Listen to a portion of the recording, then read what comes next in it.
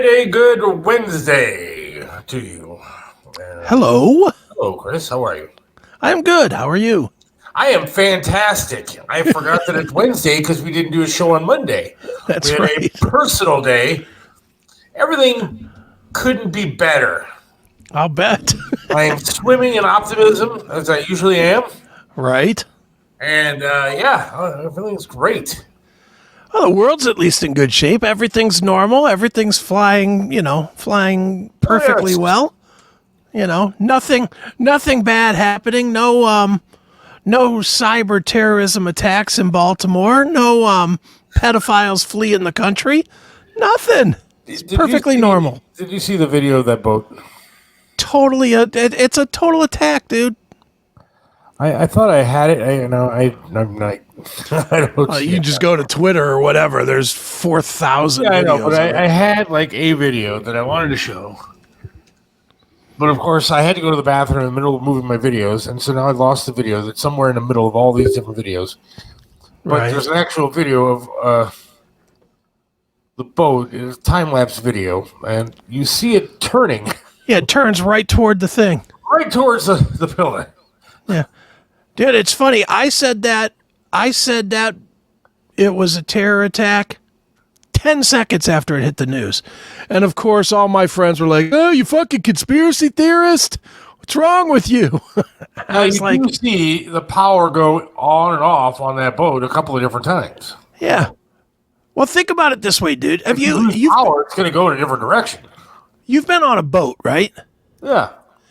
If you lost power on the boat, wouldn't it just keep going in the same direction? It wouldn't take a hard turn. What the current is, I guess. Okay, that boat must weigh 200 tons or 2,000 tons or whatever. Yeah. It's not a rowboat that the tide would turn it in like 10 seconds. Dude, come on. And now that it's all coming out that this bridge that got taken out is kind of like the Mason-Dixon line, and it's going to be down for 4 years, and it's going to bankrupt the city of Baltimore, and if it does that, then that's more federal money that we don't have. And now, I don't know if you saw today that the Fed is... President Puddinhead said that the federal government's going to pay for the whole thing instead of the insurance company for the boat. Why is that? Why is it my problem as a taxpayer to pay for this boat when there's insurance on the boat? But no, the federal, it's because they're covering something up. They're covering something up. And I don't care if that makes me a ridiculous conspiracy theorist. There's no way you could convince me otherwise on this one here. Yeah, Biden says no foul play. That automatically tells me that there is foul play. Exactly. That would be reason number one to believe that something did happen. Yeah. Yeah, that boat thing is really... How ironic is that one of the biggest pop stars in the history of the world gets caught being a pedophile, gets his place robbed, or raided, rather, both of his places. Somehow, when they decided to raid, they didn't, lock down his plane, but no, they didn't do that. When they were raiding his homes, he escapes like the bin Ladens on 9/12. He just escapes out of here without a problem. How ironic is it that that's not the biggest story of the week? That is accurate. And let's keep going after Trump, who didn't commit a crime when it came to his real estate. But whatever.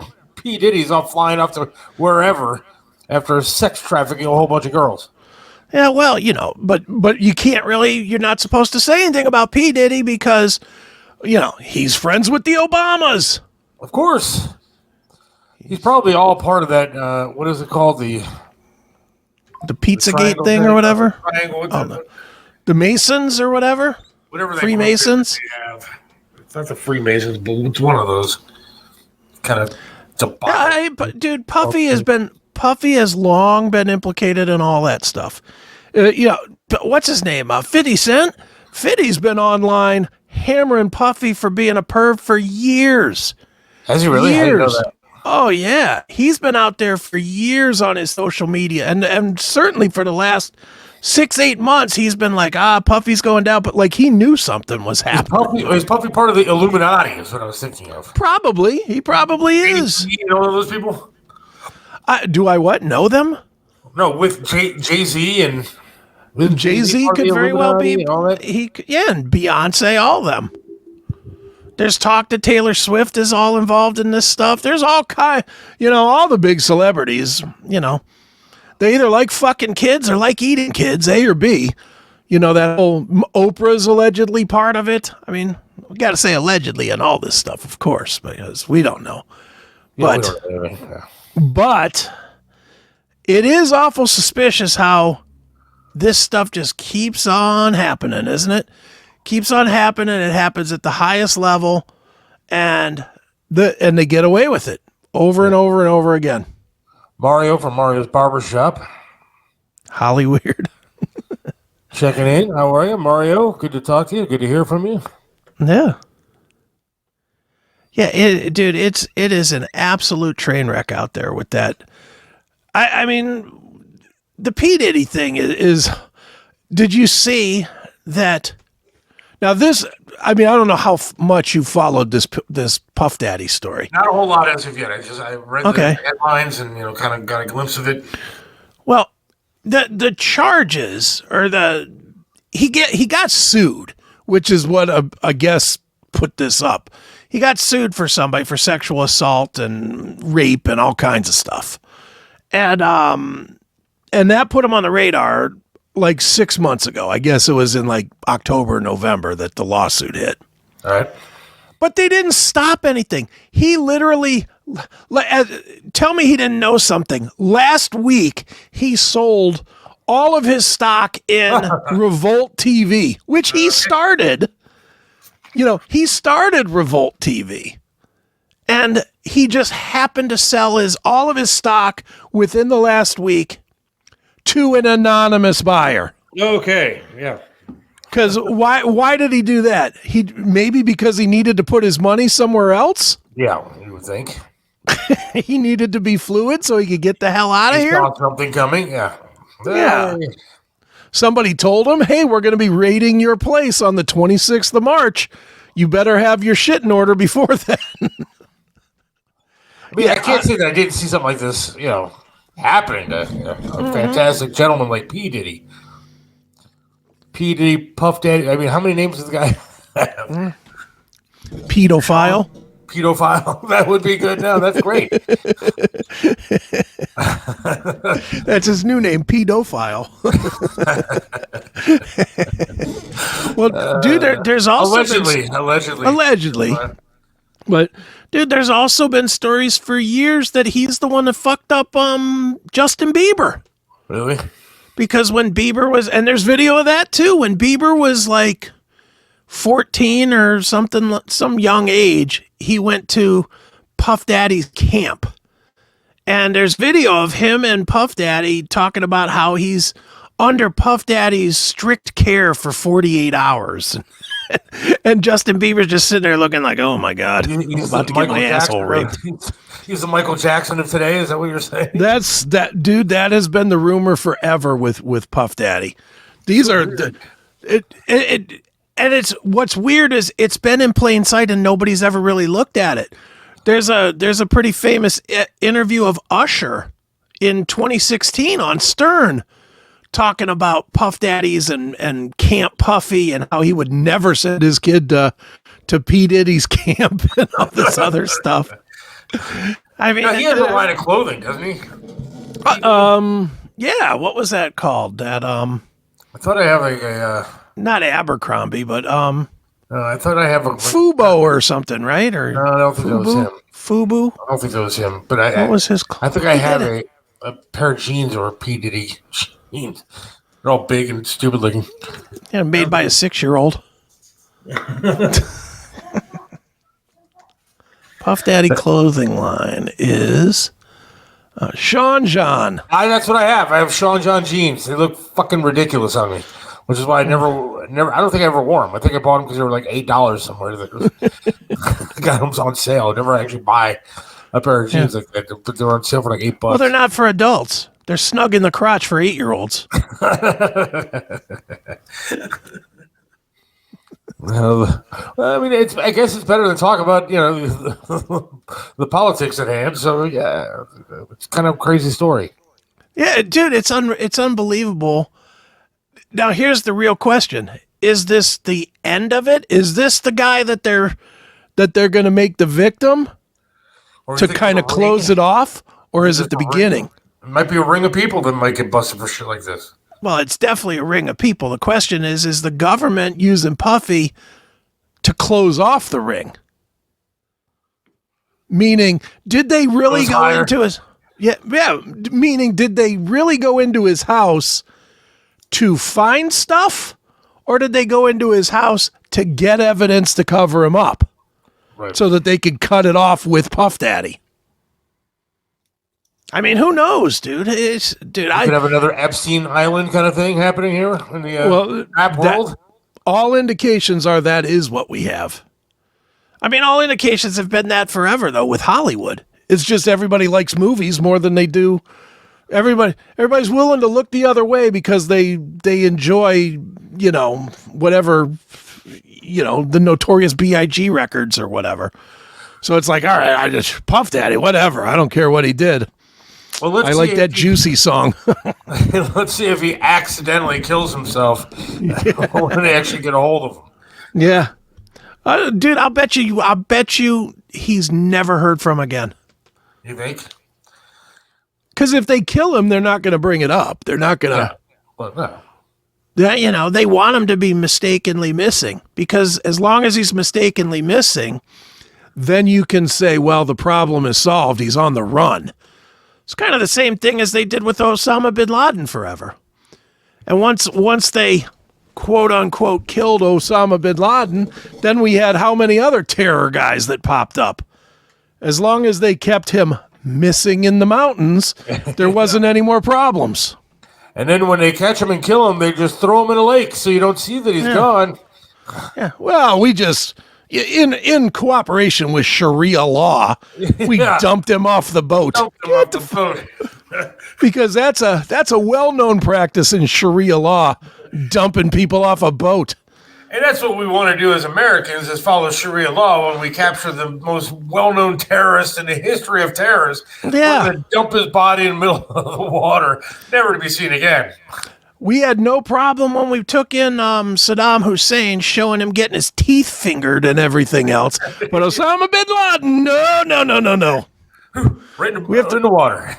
We got to respect his religion. Even though he killed 3,000 of our citizens, we got to respect that guy. Yes. Got to show him some respect. Get out of here with this nonsense. I know I'm coming off like super conspiracy nut tonight. I really don't care. I really don't care. You are flat Earth guy today. I really am. Well, call me triangle Earth guy. I'm saying the Earth is a triangle. So far we have P-Diddy, who's the next Epstein. We have the boat that turned into the pillar to destroy the bridge. And, okay. Bin Laden is still alive. Yeah, and Bin Laden is still alive. And the singer from Skid Row quit today because they're making room for Sebastian Bach. There's another conspiracy I'll just throw out there. I didn't know. See, that's how far out of loop I am when it comes to Skid Row. I thought Sebastian Bach was still with them. Oh, no, he's been out forever. But my greatest Skid Row stories, I used to stalk a girl by listening to 18 in Life. 18 in Life or whatever. I remember you walking up and down her street, hoping that she would notice me, wearing my little Sony Walkman, little fat Seth walking around, hoping that the cute girl would like him. You were skid wrong. Yes. Memo to little boys out there: girls that you walk by their house like 100 times aren't going to like you. They think that's time to call the cops. Mm-hmm. I was Skid Mark Seth, is what I was. This is Scott, right? Cassidy, BB. Yeah. Did you see this thing that he's talking about? This Jesus Christ, how far behind am I on stuff? Dude, this special on Nickelodeon will make you, and it goes right into the P-Diddy thing. So there's this, it's on Max, and it's a 4-part special about Nickelodeon, the rise of Nickelodeon. Yeah. And it's really about this guy, Dan Schneider, who you might be old enough to remember. I certainly remember. He was the fat kid on Head of the Class. Yeah, I remember him. Remember him? Yep. Well, he's the guy that wrote and produced all the big hits for Nickelodeon. The iCarly and the Blue's Clues and all those types of shows. All the big shows on there. The Amanda Bynes Show, all that. Like, he wrote all these shows, right? Yeah. Well, apparently he was a pervy fuck too, and you just didn't realize it. And they show all of it in, like, some of the stuff that was going on at Nickelodeon. Like, I guess it was like rampant at Nickelodeon. But even on the show, like, they showed one thing where they covered a kid with peanut butter and had dogs lick the peanut butter off him and stuff. And I'm like, how did I not even pick up on this? I mean, getting the dog to lick the peanut butter off your balls, that's like an old dirty joke. Of course. But they're doing it on TV, on Nickelodeon, to kids. Then there was another one where they showed with Britney Spears' sister, and they were just like shooting stuff on her face and making it look like a cum shot and stuff. And I mean, it's crazy that no one picked up on it. And apparently it was all like really, really bad. And behind the scenes, it was a really bad scene. And like, there were women that were hired to be writers, and they had to like bend over the desk and let this dude pretend to bang them while they read their scripts to try and get their writing on TV. And then the guy, as if that wasn't enough, then 3 different times he hired pedophiles to work on the shows. 3 different times. All right. It's a nutty. I watched it. I was like, I can't believe this. Is it? I know what I'm doing tonight after I'm. Yeah, it's so I'm getting myself a big fat bag of dinner and watching some it's on Max or HBO or whatever we're calling that now. It's called Quiet on the Set or something like that. All right, I'll check that out. It is nuts. How about what? Sandy says, how about some upbeat stuff like Saturday Night? We'll recap that later on with Tony Massacio when he comes on. Yeah, there you go. Tony was there. I was a big fan of Nickelodeon growing up. I mean, I don't know if you were or not. I watched it because of my kids. My kids watched it all the time. Yeah, I mean, we watched it. We watched it with my kids. But how old are you? 55. Okay, you're not that far off from me, dude. I mean, you kind of grew up with Nickelodeon. I didn't grow up with Nickelodeon. I did. Nickelodeon's in the 90s. No, I'm 47, dude. I grew up with Nickelodeon. Nickelodeon? What shows did you watch on Nickelodeon as a kid? Can't do that on television. With the best show of all time on Nickelodeon. I don't even remember that show, honestly. People get slimed all the time. Double Dare, those kind of shows were all great. I remember Double Dare, yeah. Yeah, I do remember Double Dare. Maybe I was just a young at heart, older adult that liked Nickelodeon. But I think that's what it is, because Nickelodeon really got its rise in the 90s. It came because it came after that Head of the Class, which was late 80s. I'm looking at the show that I like. Nickelodeon. I'm looking up Nickelodeon. When did it start? You can't do that on television. Wow, it was founded in 1977. I had no idea it was that old. You can't do it on television. It was in the 80s. So. Okay, I had no idea it was that old. Yeah, this was another one too. Yeah, they had that Drake Bell from Drake and Josh. Yeah. He was the big one, and just got raped almost to death. Jesus, dude. All right, I got some watching to do tonight. Dude, it's to watch the children, but it's so grim. It is the way that Drake Bell put it, they asked him what happened to him, and he goes, "What is the worst thing you could think of happening to a kid?" And the lady offered some answer, and he goes, "Multiply that by 10." Wow. I was like, "Damn, whoa!" See, I always get mad at stations like Nickelodeon now because they're very woke and they do a lot of this celebrate everybody's month and all that kind of bullshit and rainbow this and rainbow that and maybe are they making up for something? Or, you think this is something that could haunt Nickelodeon? Could they be sued and shut down? Is it I'm sure they're being sued, and they've been sued. I'm sure that there's some of that going on, that they've been sued and they're being sued. But now, dude, it's crazy because, and again, I definitely listen to all the conspiracy things too. Yeah. Like one of the conspiracies now is, that slime logo that is Nickelodeon, has Nickelodeon across it, and then it has like the design over it. It's exactly the same shape as Epstein Island. Get out of here. No. It is. Really looking into shit, dude. There's no way that's possible. I'm telling you, it is. No way. I saw that a story? Is that like a for real? No, that's not a story. I just saw it on Twitter, but they showed pictures of the blob, and they showed pictures of Epstein Island, and you could literally take Epstein Island off of the photo and stick it in the outline of the Nickelodeon logo. Come on, Nick. Logo. Nickelodeon logo, Epstein Island. See, Scott said he saw it too. There it is. Wait a second. Nickelodeon's Splat logo is a nod to its past, not Jeffrey Epstein Island, according to that's what they're saying. But look at the picture that's crossed out on that article. I'm looking at it too. I'll put it up. They could say it's not all they want, but if you look at A to B, you tell me. Sorry about the X, people. We didn't put this X on here. I'll share the screen. Here it is. All right, you're right. I see it. Come on. It's pretty damn close. It's pretty close. Yeah, I'm looking at another one on here online. It's pretty close. Look at that. That's crazy. That's these Hollywood sickos. I mean, come on. I'm not saying it's true. I'm just saying there's your proof. There's a photo and there's the logo. You tell me if it's the same.